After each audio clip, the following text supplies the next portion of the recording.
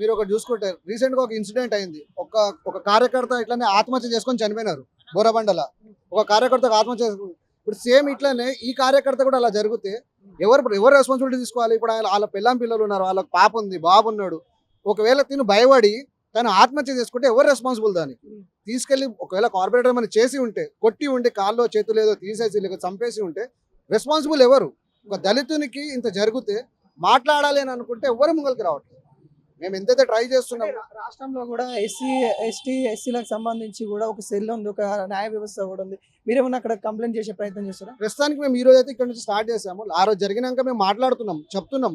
ఈ రోజు ప్రస్తుతానికి మాకు వచ్చారు కొంతమంది లీడర్లు, వాళ్ళ యువసేన ఎవరైతే అంబేద్కర్ సేన ఉందో వాళ్ళు మాకు సపోర్ట్గా వచ్చి మేము ఉన్నాము, మీరు భయపడకండి, మీరు ఎవరికి భయపడాల్సిన అవసరం లేదు, మనం దళితులం ఉండని, ఎస్సీ ఉండని, ఎస్టీ ఉండని, ఎవరైనా ఉండని, మేము మీకు సపోర్ట్గా ఉంటాము అని వాళ్ళు నిలబడడంతో మేము ఈరోజు కేసు మళ్ళీ కంప్లైంట్ చేయడానికి వచ్చినాం. ఇట్లా దళితులని ఎప్పటి నుండో అనిగార వర్గాలుగా చూస్తూ ఉన్నారు, అణిచివేసకు గురి చేస్తూ ఉన్నారు. ఈ రోజు ప్రశ్నిస్తే కిడ్నాప్ చేసి మరి ఇట్లా దౌర్జన్యం చేయడాన్ని అక్కడ ఉన్న ప్రజలు ఎలా, యూసఫ్ కూడా ప్రజలు ఎలా తీసుకుంటారు, అదేమన్నా ప్రజలకు చెప్పే ప్రయత్నం చేశారా మీరేమన్నా? సో మేము అంటే చాలా మంది బాధితులు ఉన్నారు, బాధితులు లేరు అని ఏం లేదు, బాధితులు చాలా మంది ఉన్నారు, కాకపోతే ఎవరు బయటికి రాలేరు. ఈ రోజు ఇన్సిడెంట్ జరగడంతో మేము కూడా కొన్ని మీడియా ఛానళ్ళలో చూస్తున్నాం. ఈ రోజు మీరు చూసుకుంటే కొన్ని సర్క్యులేట్ అవుతున్నాయి మీడియా ఛానళ్ళలో. రాజ్ కుమార్ పటేల్ గారు ఎంతైతే ఈ డబ్బులు ఎలా సంపాదించారు ఏంది అనేది కొన్ని సర్క్యులేట్ అవుతున్నాయి. అది ఎంతవరకు నిజమో అబద్ధమో మాకు తెలియదు. అంటే ఎంతమంది బాధితులు ఉన్నారో కూడా ఈ రోజు మేము చేసిన దాంతో బట్టి బయటికి వస్తారేమో అని అనుకుంటున్నాం. ఒకవేళ నిజంగా బాధితులు ఇంతమంది ఉంటే వాళ్ళు ఈ రోజు చూసి వీళ్ళు వచ్చి కంప్లైంట్ ఇచ్చే ధైర్యం చేయాలని అనుకుంటున్నాం.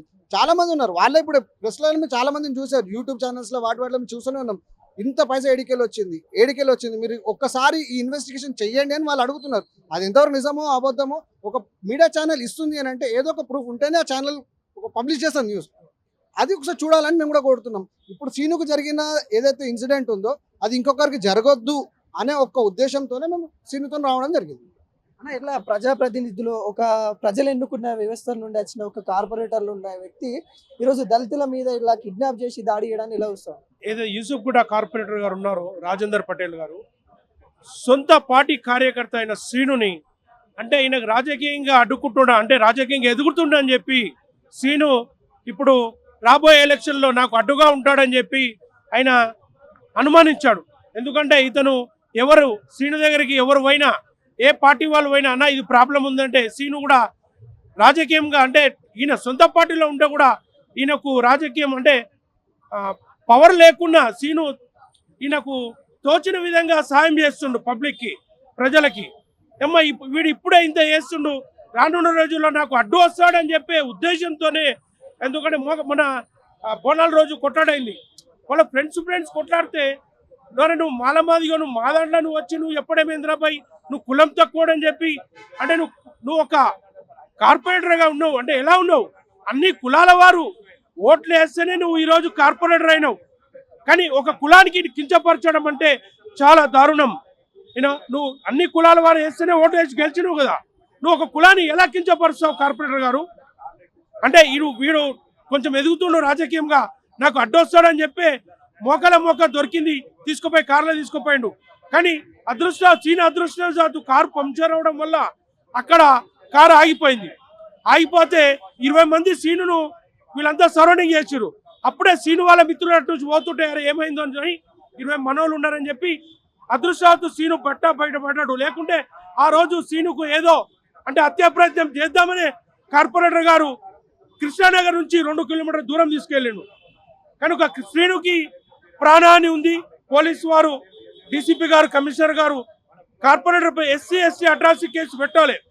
ఎందుకంటే రానున్న రోజుల్లో ఎలక్షన్స్ వస్తున్నాయి, సీనుపై ఏదో వేస్తే కానీ అతనికి రాజకీయంగా ఎదుగులు ఉండదు. కనుక కార్పొరేటర్పై ఎస్సీ అట్రాసిటీ కేసు పెట్టి వెంటనే అరెస్ట్ చేయాలని చెప్పి మేము అంబేద్కర్ సేన తరఫు నుంచి డిమాండ్ చేస్తున్నాం. ఇప్పుడు సీను బీఆర్ఎస్ లోనే ఉన్నాడు, అతను కూడా బీఆర్ఎస్ కార్పొరేటర్. ఇట్లా బీఆర్ఎస్ ఏవైతే మాగంటి గోపీనాథ్ మారిన తర్వాత ఈ వివాదాలు వస్తా ఉన్నాయా, లేకుంటే ఇంతకుముందు కూడా ఈ విధంగా ఉన్నాయా? అంటే కార్పొరేటర్ గారికి ఇంతకుముందు నుంచి కూడా మొత్తం ఇదే బిహేవియర్. అంటే అన్ని కులాలతో గెలిచినా కూడా ఈయన కులం అంటే పడదు, ఎస్సీ ఎస్టీలు అంటే అస్సలు పడదు. కానీ రానున్న రోజుల్లో కార్పొరేటర్కు కంపల్సరీ ఈ కృష్ణా యూసుఫ్ కూడా వాసులు అంతా బుద్ధి చెప్తారు. రానున్న రోజుల్లో అతనికి రాజకీయమే అంటే రాజకీయం సన్యాసం తీసుకోవాల్సిందే. అంటే ఏం కోరుతా ఉన్నారు ఇప్పుడు ప్రధానంగా తన పైన హత్య ప్రయత్నం చేశారని చెప్తారు, కానీ యూసఫ్ కూడా ప్రజలు ఎవరైతే బాధితులు చాలా మంది ఉన్నారని కూడా చెప్తా ఉన్నారు. ఏం చెప్తారు ఆ బాధితులకు, ఏం చెప్తారు అక్కడ ఉన్న ప్రజలకు, ఏం చెప్తారు అసలు మీరు ఆయనకి ఏం చెప్పాలనుకుంటారు? మేము కార్పొరేటర్ గారికి ఒకటే చెప్పదలుచుకున్నాం, మీరు డివిజన్లో అసలు రానున్న రోజుల్లో మీకు ప్రజలు తిరగనియరు. ఎందుకంటే మీరు ఇలాంటి సంఘటనలు చాలా జరిగినాయి, కానీ ఇప్పుడిప్పుడే అందరూ కోలుకుంటున్నారు. నేను మా కార్పొరేటర్కి అగెనెస్ట్గా పోతే బాగుండదని చెప్పి, కానీ అందరికీ అవేర్నెస్ వచ్చింది. కార్పొరేటర్ గారు మీరు రానున్న రోజుల్లో డివిజన్లో కూడా తిరగకుండా చేస్తారు ప్రజలు. అంటే మీరు ఇప్పుడు కంప్లైంట్ ఇచ్చి తన పైన ఎటువంటి చర్యలు కావాలని కోరుకుంటారు? మేము కార్పొరేటర్ పై వెంటనే ఎస్సీ ఎస్టీ అట్రాసిటీ కేసు మరియు కిడ్నాప్ కేసు, సీనుపై హత్యా ప్రయత్నం కేసు కూడా బుక్ చేయాలని చెప్పి మేము పోలీసు వారికి కంప్లైంట్ ఇవ్వదలుచుకుంటున్నాం. పోతున్నాం కంప్లైంట్ ఇవ్వడానికి. ఇది జూబ్లీస్ సంబంధించి మాగంటి గోపీనాథ్ మరణం అనంతరము అనేక కోణాలు అయితే బయటకు వస్తూ ఉన్నాయి. కార్పొరేటర్లు విచ్చలవిడిగా ఎమ్మెల్యే తీరుగా వాళ్ళే ప్రవర్తిస్తూ ఉన్నారు.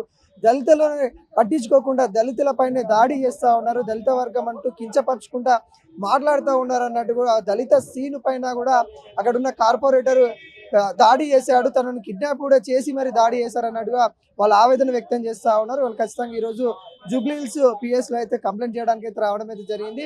వాటికి సంబంధించిన వివరాలకు ఇంకా పూర్తి స్థాయిలో మరి పోలీసులు ఎటువంటి చర్యలు తీసుకుంటారో మనం అయితే చూడవాలి.